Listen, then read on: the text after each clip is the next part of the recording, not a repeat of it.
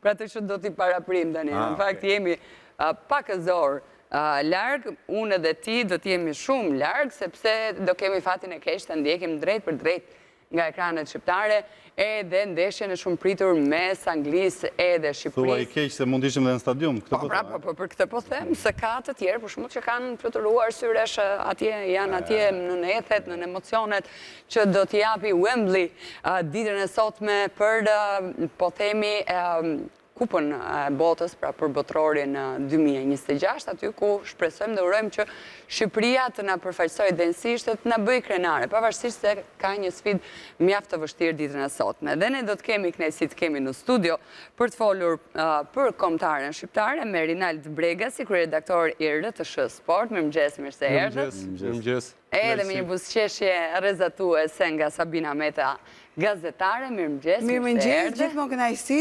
Tani është era parë që jam në studion tuaj, kështu që keni ambient shumë të mirë, një energji shumë të mirë dhe dukeni shumë bukur që të faleminderit që jemi së bashku. Me çfarë këmbëhyre? Me të djathtën yra, po ju do ju ecë si me të majtën, si me të djathtën, gjithmonë ju ka ecur, kështu që do jetë. Jo, nuk jam. Nuk je? Nuk jam, as fakt. Ja të pyesim si është Fation Kodra.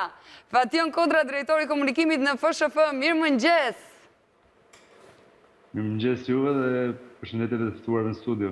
Faleminderit Fation. Faleminderit që jeni me ne. Në fakt, gjithë sot urojmë dhe shpresojmë që kombëtarja jonë të dali me një fitore pikërisht nga stadiumi Wembley. Megjithatë, le ta nisim pak me ju, zoti Kodra, të kuptojmë në fakt se si është gjendja e skuadrës në këtë moment që flasim, pra duke i paraprirë edhe ndeshjes ditës së sotme.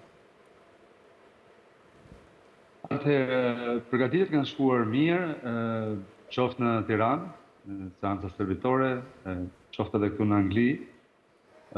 Deri tashi, deri sot, në gjendja është duhet okej, me përjashtim të humbullës dhe Ismailit, që kanë pasur probleme fizike gjatë këtyre ditëve, gjithatë djeta dhe servitur me grupin. Dhe sot pritet bëhet një vlerësim për gjendjen e tyre, nëse do të mund të jenë të disponueshëm, nëse do të mund të jenë të gatshëm për lojë. Atmosfera e zakonisht ka qenë pozitive, është dhe nisje edicion, po themi, dhe normalisht vihet gjithmonë me shumë optimizëm, ka dhe shumë lojtarë, po themi risi në listë, kështu që deri më tani ajo çka kam parë gjatë këtyre ditëve te grupi, te stafi teknik, kanë qenë nota të mëdha pozitive për duke shpresuar për një nisje sa më të mbarë të këtij edicioni të kualifikuesve të botrorit. Megjithatë, ndalemi pak tek Rinaldi për të ndalur pak edhe tek statistikat. Deri më tani statistikat me Anglinë janë më të këqijat në historinë e futbollit shqiptar. Do i pranojmë edhe humbjet edhe dështimet duhen pranuar me dinjitet, Rinaldi. Absolutisht. Si mund ta quaj? Një gol e gjys gjithsej ka shënuar Shqipëria?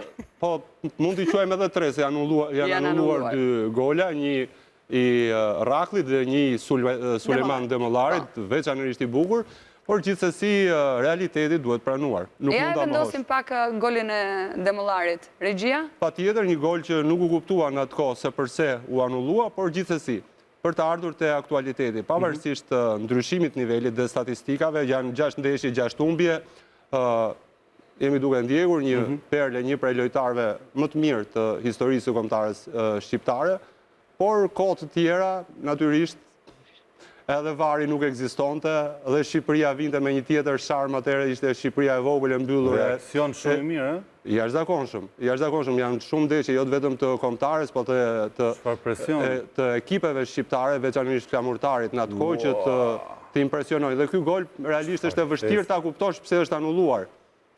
Mbetet enigmë për të zgjidhur. Ndoshta për atë që thatë ju, që Shqipëria ishte e vogël edhe kurse si nuk mund pranoj. Për të ardhur te aktualiteti. Dhe statistikat vërtet janë pamëshirshme, vetëm një gol i shënuar 19 pësuar, por çdo ndeshje bën histori më vete dhe statistikat janë për të shkruar. Natyrisht që Anglia është një tjetër nivel, edhe duhet pranuar diçka e tillë, por megjithatë edhe Shqipëria vjen në rritje. Dhe Shqipëria sot do të kërkojë shanset e saj. Kjo është pak, por e sigur. Megjithatë, Rinaldi, ti e theksove shumë mirë që Shqipëria ka ardhur në rritje dhe nëse e shpërndanin pak bisedën me Sabinën, patjetër që nëse do shkosh në fushë nga ana psikologjike me idenë që do të mundesh si çdo ndeshje tjetër, patjetër që do të mundesh, por kam përshtypjen është çështje edhe pak vetbesimi, nëse ti hyn besim plot që të marrësh rezultat mirë. Tani nuk është se po ndodh për herë të parë me Shqipërinë që do ikë do të mundet, sa për statistikë me qenë se e përmendi dhe Rinaldi pak më herët, në kualifikuese botërori Anglia nuk është mundur asnjëherë në shtëpinë e saj. Flas në kualifikuese botërori. Tani sa e vështirë është nga 1/80, ka vështirësinë më të lartë sepse Anglia është në top 5, në top 5 pretendente për të fituar Kupën e Botës me gjithë lojtarët që ka, dhe sa për statistikë përsëri, ekipi ynë kushton sa gjysma e Jude Bellingham. E vetëm një lojtar e Jude Bellingham, kur flasim për shifra të pakta, megjithatë statistikë tani kur flasim janë 3 luanët, sigurisht që kanë lojtarë që luajnë në kampionatin më prestigjioze në botë, me një kampionat fizik dhe sigurisht që do të kemi këto lloj gjërash. Fation, po. Po, më fal. Ja japim pak Fationit, se patjetër që atje ndjen më së shumti ethet edhe emocionet. Pavarësisht këtyre statistikave, në aspektin emocional, a janë solid i gjithë ekipi, trajneri, futbollistët, pavarësisht mungesave që kemi, synimin që ata do të futen sot në Wembley? Jo, mua pëlqen një batut që gjova para pak ditësh, që ne, domethënë Shqipëria, kombëtarja shqiptare do të luajë ndaj 11 anglezëve. Kjo gjë duhet ngulitur në mendjen e gjithë lojtarëve. Pra, luhet 11 shqiptarë luajnë ndaj 11 anglezë në fushë. Kështu që në këtë sens po them që përgatitjet kanë, siç e thash më parë, përgatitjet kanë shkuar mirë, por patjetër që ka një optimizëm, patjetër që dim shumë mirë vlerën e Anglisë, patjetër që luajmë në një prej ekipeve më të forta të Evropës, por absolutisht nuk ka asnjëfar droje dhe gjithë stafi ka punuar gjatë gjithë këtyre ditëve me lojtarët që ata të kuptojnë rëndësinë e kësaj sfide, por dhe të kuptojnë që ndeshja do të fillojë 0-0 dhe shanset janë të gjitha në fushë. Absolutisht ishte edhe Sabina do të jetë shumë e vështirë, nuk diskutohet. Por të gjithë janë të bindur për të futur sot në fushën e lojës, pra ekipi lojtarët për të dhënë maksimumin. Dhe një skuadre që ka një trajner debutues, po themi, por ka marrë dhe shumë lojtar të ri, por kuptohet cilësia është shumë e lartë në gjithë lojtar të talentuar që luajnë në Premier League dhe ka lënë një formë shumë të mirë. Gjithsesi, stadiumi do të jetë plot, pritet të ketë dhe shumë tifozë nga informacionet që kemi, shumë tifozë shqiptar, jo vetëm në sektorin e dedikuar për tifozët shqiptar, por edhe në zonat tjera stadiumit, sepse një pjesë e tyre e kanë marrë si shtetas britanik apo si shtetas tjerë të Europës. Kështu që mbështetja besoj nuk do të mungojë, gjendja duket e mirë dhe realisht ka ndjesi të mira këtu në kampin Kuqezi. Një shpresë për ta nisur sa më mbar këtë edición. Megjithatë, Fation, pavarësisht gjendjes së skuadrës, motivimit që kanë, atmosferës, numrit të lartë të tifozëve, pa diskutime edhe gjithë motivimit që kanë për ta fituar këtë ndeshje, një nga ata persona që është, le të themi, që quhet strategu i kësaj skuadre, padyshim është trajneri Silvinho, që na intereson të dimë edhe në fakt edhe gjendjen e tij edhe besimin që ka për ta, në mos për të marrë një barazim, po për ta fituar këtë ndeshje.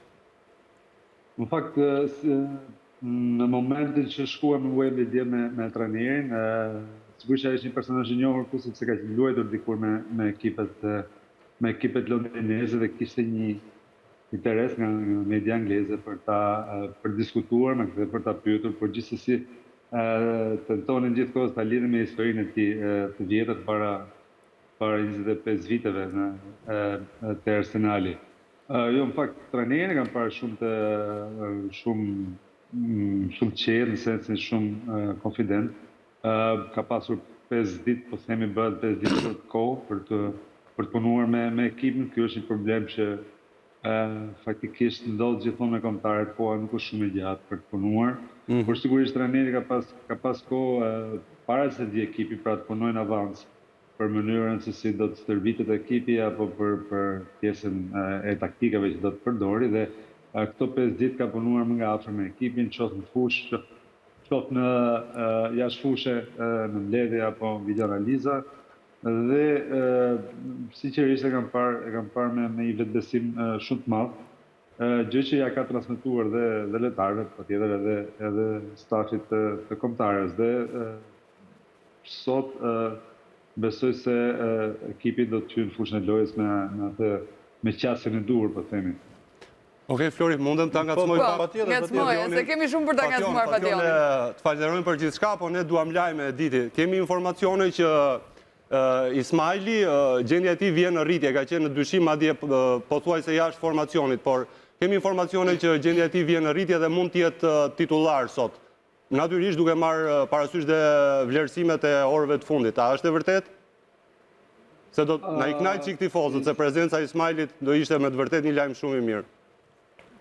Ismaili është një lojtar që ka luajtur pafund titullar me Kombëtarin, po themi në qoftë në epokën të linjë, qoftë edhe më parë. Kështu që nuk do të ishte çudi. Në stërvitjen e fundit ai e nisi në mënyrë të veçuar me përgatitjen atletik për pak minuta dhe po themi në pjesën e dytë të stërvitjes ai u bashkua grupit dhe mbajti ritmin e njëjtë të grupit. Sigurisht nuk do të nxitohemi, kështu që do ketë një seancë, po themi sot stërvitore që bëhet në palestër, bëhet në kurse të brendshme, pra indoor, dhe aty do të vlerësohet. Por gjithsesi shenjat që ai dha, po themi të testet në seancën e fundit stërvitore ishin pozitive, gjithsesi mbetet për të parë, nuk mund nxitohemi për të rrezikuar. Nëse ka akoma dyshime dhe vendoset besoj deri në moment të fundit.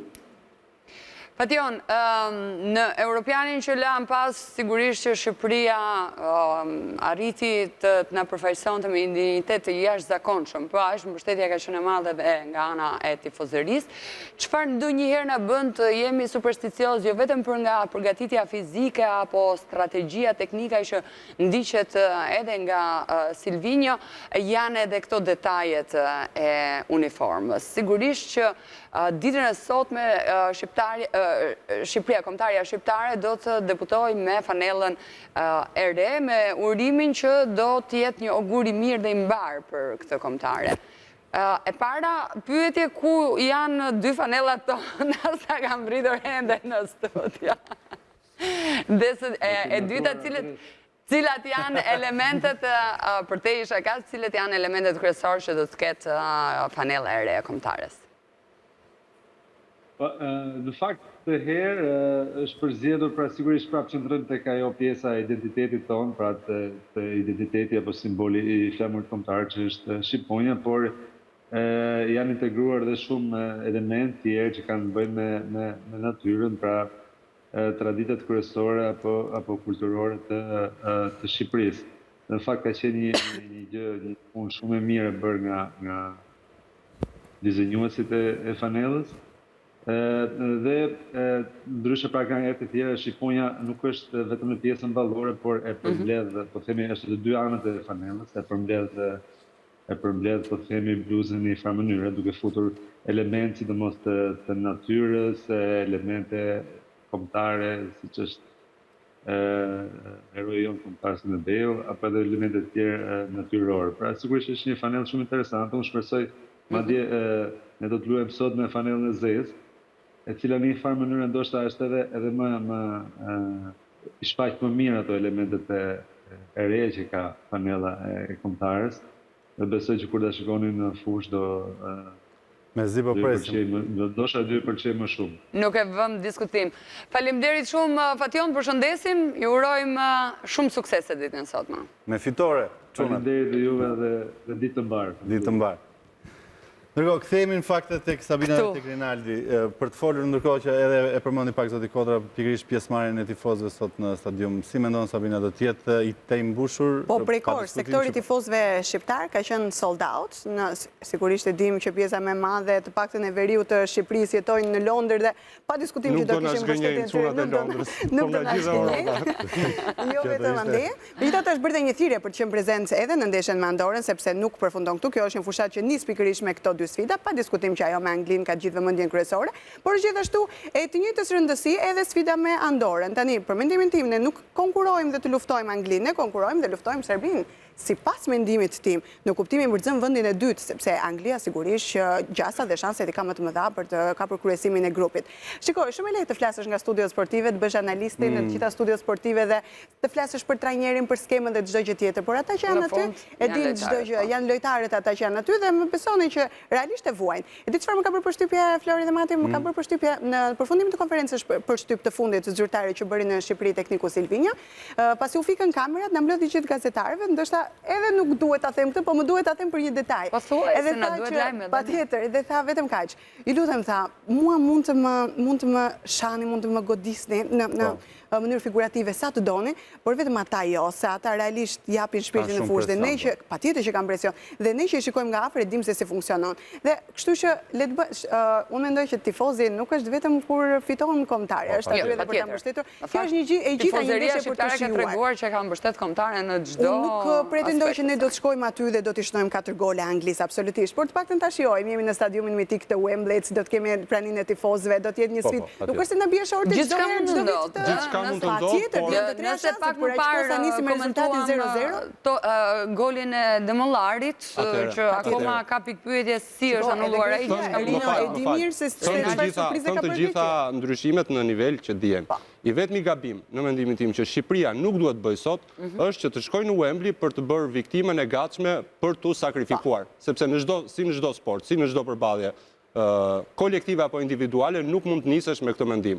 Do shfrytëzosh shanset e tua dhe pastaj çfarë del le të vi, por nëse ti ke bërë më të mirën, atëherë unë jam kundër atyre humbjeve dinjitoze, por nuk është e thënë të jetë humbje. Dhe realisht, pavarësisht ndryshimeve në nivel, kjo skuadër ka mundësinë për të bërë diçka të madhe. Vërtet i ka gjasat kundër, vërtet që gjen edhe një Angli të motivuar, pasi është debutimi i Tuchel, që dhe ata do duan të tregojnë nuk kemi luksin e nënvlerësimit, pra nëse do të ishte diçka të tillë, sepse për të thënë vërtetën, për të bërë një mrekulli, ne do të na duhet që ne të bëjmë një ndeshje të madhe, ndeshjen e jetës, ata të mos jenë mirë dhe të kemi një dozë të mirë fati. Por mrekullit edhe pse rrallë ndodhin. Ndaj këta djem kanë detyrën për ta kërkuar. Në krahasim, nëse marrim ndeshjet e Europianit, i vetmi peng që mund na ketë ngelur është Italia dhe mund të kishim guxuar më shumë.